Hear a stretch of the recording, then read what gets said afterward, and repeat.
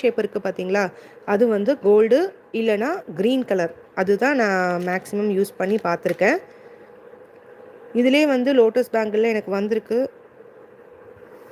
ரீசெல்லிங்க்கு என்ன பண்ணணும் சிஸ்டர்? ரீசெல்லிங்க்கு என்ன பண்ணணுன்னா, ஃபஸ்ட்டு ரீசெல்லிங் பண்ணுறதுக்கு உங்ககிட்ட நிறைய கான்டாக்ட்ஸ் இருக்கணும் சிஸ்டர். எப்படின்னா, இப்போது உங்கள் ஃப்ரெண்ட்ஸ் அண்ட் ரிலேட்டிவ்ஸ் கான்டாக்ட்ஸ் வந்து உங்ககிட்ட நிறைய இருக்கணும். அவங்களோட நம்பர்ஸ் தான் நிறைய நீங்கள் ஸ்டோர் பண்ணி வச்சுருக்கணும். அதுக்கப்புறம் ஒரு குரூப் ஃபார்ம் பண்ணணும். அந்த குரூப்பில் நீங்கள் ப்ராடக்டோட இமேஜஸை போட்டு அவங்கக்கிட்ட இருந்து இப்போ இப்போ ஒரு பேங்கிள் ஒரு உதாரணத்துக்கு சொல்கிறேன். இப்போ நான் அந்த 4 பேங்கிள் 150க்கு இப்போ காமிச்சேன்ல, அந்த பேங்கில் நீங்கள் வந்து வாங்கி உங்களோட கஸ்டமருக்கு நீங்கள் 200லேருந்து 250 வரைக்கும் சேல் பண்ணலாம்.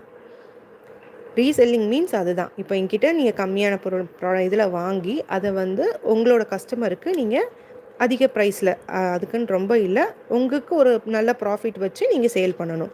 ஸோ அதுதான் ரீசெல்லிங்.